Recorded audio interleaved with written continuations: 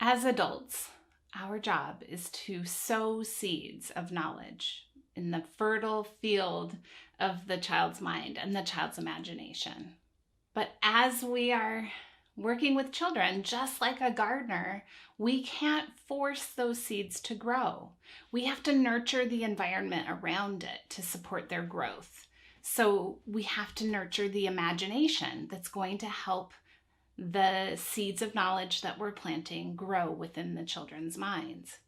So we have to remember that knowledge and learning is going to happen on the child's own developmental timetable, and we can't force it, but we can nurture it. We can provide the right environment, the right conditions, and the right additional supports to encourage the learning to occur. So how do we do this? I mean, we're going to talk extensively about the ways that we do. But a few things to remember. We have cosmic education to support us.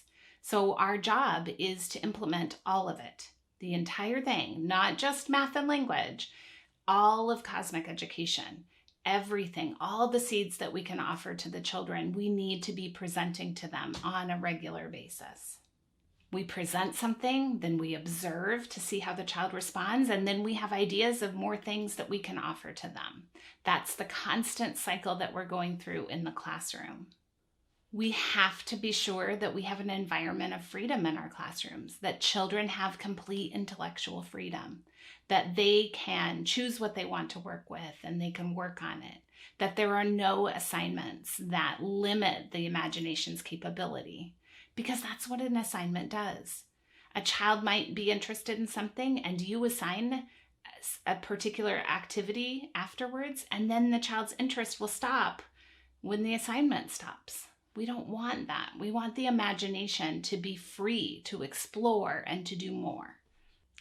Also, in supporting the children's imaginations, we have to be sure that we are maintaining our love of learning and our love of everything in the universe.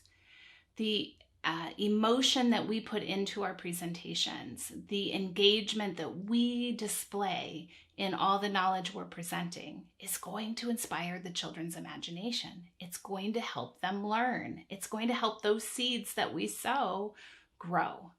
And if we don't express enthusiasm and excitement about what we're sharing with the children, we're not going to be able to develop that in them.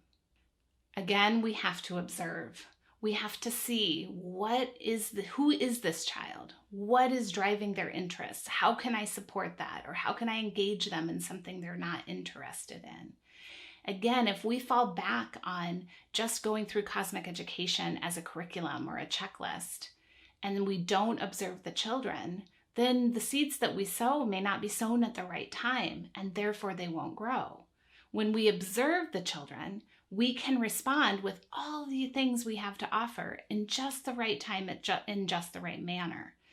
That's our job, so that we're sure that we're maximizing the children's imaginations and excitement about learning and not just forcing them through a curriculum. We have to remember that we're sowing seeds, and we're sowing seeds, as many seeds as possible, Montessori tells us. And we want to do it when there's that eagerness to learn. So we sow some of these seeds when they're 6 years old, and the seeds might sit there for a while. And we provide more things or offer another seed to help them grow, but they're excited about learning, so we want to plant those seeds as early as we can and as many as we can, because we can revisit and plant more later, but we want to capitalize on that, especially that initial excitement as children transition into the second plane of development.